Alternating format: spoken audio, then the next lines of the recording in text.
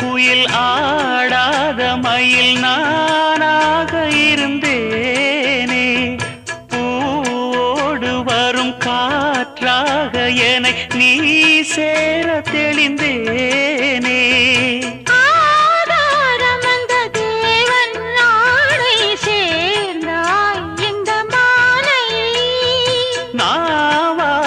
ருசித்தேனே தேனை தேர்ந்தேன் இன்று நானே.